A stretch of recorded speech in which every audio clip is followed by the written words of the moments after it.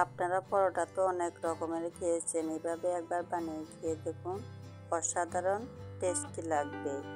নমস্কার বন্ধুরা, সুবর্ণা দাস অফিসিয়াল চ্যানেলে সবাইকে স্বাগতম। আজকে আবার চলে এসেছি নতুন একটা পরোটা রেসিপি নিয়ে, দেখতে থাকুন। এই রেসিপিটি বানানো খুবই সহজ, কম সময়ে বানানো যায়। দেখুন, দেখতেও খুব সুন্দর দেখায়, খেতেও খুব ভালো লাগে। এই পরোটা বানানোর জন্য আমি দুটো টমেটো নিয়েছি। দেখুন, এই টমেটোর প্রথমে আমি খোসা ছাড়িয়ে নেব।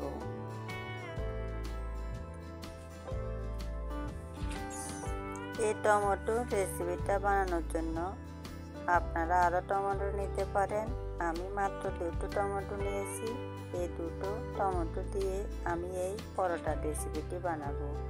দেখুন, আমি টমেটোর খোসা ছাড়িয়ে নিয়েছি।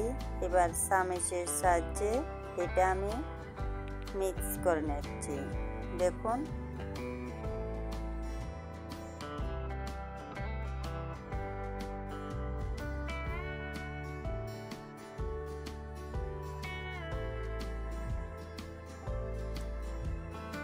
এভাবে কাটা চামচের সাহায্যে আমি টমেটো ভালো করে পেস্ট করে নিয়েছি।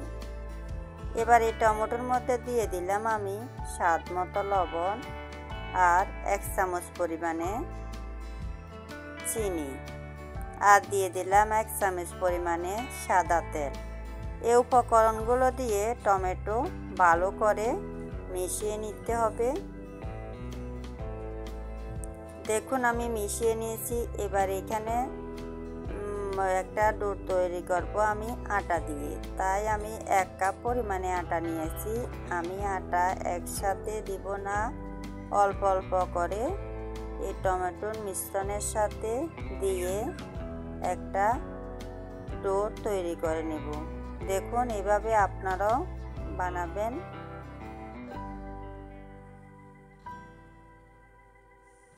এবার আমি এখানে 1 চামচের 4 ভাগের 1 ভাগ আমি জিরা গুঁড়ো দিয়ে দিলাম। জিরা গুঁড়োটা দিলে এই পরোটার ফ্লেভারটা ভালো আসবে। দেখুন, আমি টমেটো দিয়ে আর আটা দিয়ে একটা ডো তৈরি করে নিয়েছি। আপনারা ইচ্ছা করলে এটা ময়দা দিয়ে করতে পারেন, আমি আটা দিয়ে বানিয়েছি। এবার আমি দুটো ডিম নিয়েছি। এই পরোটাটা বানানোর জন্য আমি দুটো ডিমে ব্যবহার করব। এখানে ডিমের মধ্যে প্রথমে আমি লবণ দিয়ে দিলাম স্বাদ মতো, আর একটা কাঁচামরিচ কুচি করে দিয়েছি, আর দিয়ে দিলাম ধনিয়া পাতা কুচি। এই উপকরণগুলো দিয়ে ডিম ভালো করে মিক্স করে নিতে হবে, যাতে এই উপকরণগুলো ডিমের সাথে ভালো করে মিক্স হয়ে যায়।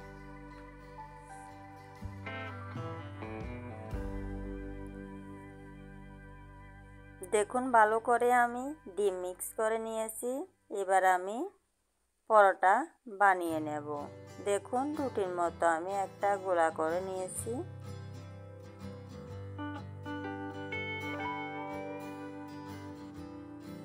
আমার এই রেসিপিটা যদি আপনাদের ভালো লাগে তাহলে লাইক, কমেন্ট, শেয়ার করে দেবেন। আর নতুন কোনো বন্ধু যদি আমার এই রেসিপিটা দেখে থাকেন, অবশ্যই আমার চ্যানেলটাকে সাবস্ক্রাইব করে দেবেন আর নোটিফিকেশান অন করে দেবেন। যখনই আমি নতুন রেসিপির ভিডিও ছাড়ব, প্রথমে আপনার কাছে পৌঁছে যাবে।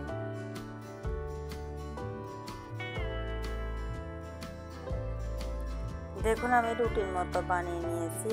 এবার আমি হালকা তেল দিয়ে এই রুটি ভাজ করে নিচ্ছি, তাহলে এই পরোটা একদম পাট হবে। এভাবে বানালে ভিতরে দেখতেও খুব ভালো লাগবে পরোটা। দেখুন, আমি কিভাবে এই পরোটাটা তৈরি করছি। এইভাবে আমি ভাজ করে নিয়েছি। এবার আবার হালকা আটা দিয়ে আমি বেলে নিচ্ছি।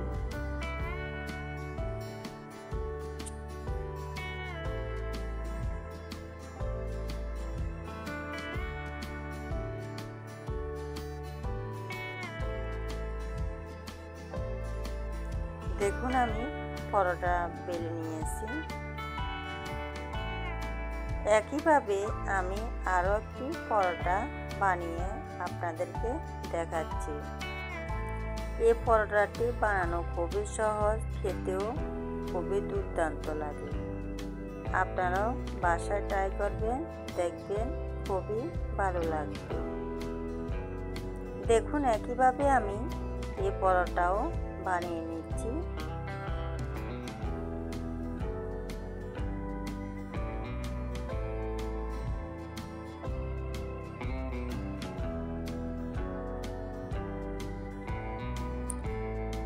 একইভাবে একই পদ্ধতিতে আমি সব পরোটা বানিয়ে নিয়েছি।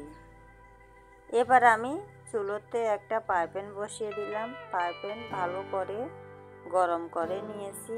এবার অল্প পরিমাণে আমি সাদা তেল দিয়ে ভালো করে ফ্রাইপ্যানের সাথে লাগিয়ে নিয়েছি। এবার দেখুন আমি যে ডিম গুলে নিয়েছি, এই গোলা রুটির মধ্যে আমি পরোটা দিয়ে মিক্স করে ভালো করে লাগিয়ে নিয়েছি। এবার ফ্রাইপ্যানের মধ্যে এই পরোটা দিয়ে দিলাম।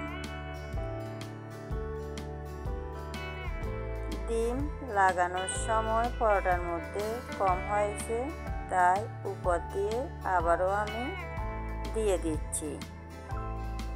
দেখুন পরোটা দেখতেও খুব সুন্দর দেখায়।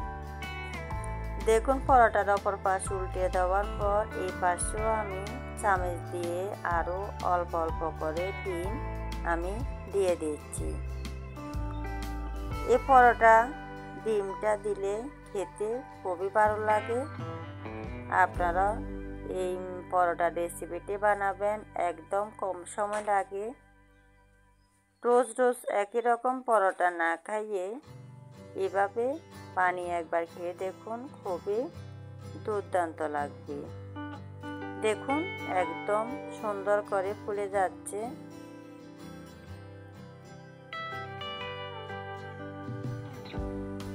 এভাবে আমি প্রথমে একটা পরোটা বানিয়ে নিয়েছি। এবার আমি একটা পাত্রের মধ্যে তুলে নিচ্ছি। দেখুন একইভাবে আমি আরেকটা পরোটা তেলের মধ্যে দিয়ে দিলাম। এভাবে আবারও আমি এপাশে হালকা ডিম দিয়ে দিচ্ছি। আবারও উল্টে দিতে হবে। একইভাবে আমি এই পরোটাও বানিয়ে নিয়েছি। দেখুন আজ এ পর্যন্ত। বন্ধুরা সবাই ভালো থাকবেন, সুস্থ থাকবেন।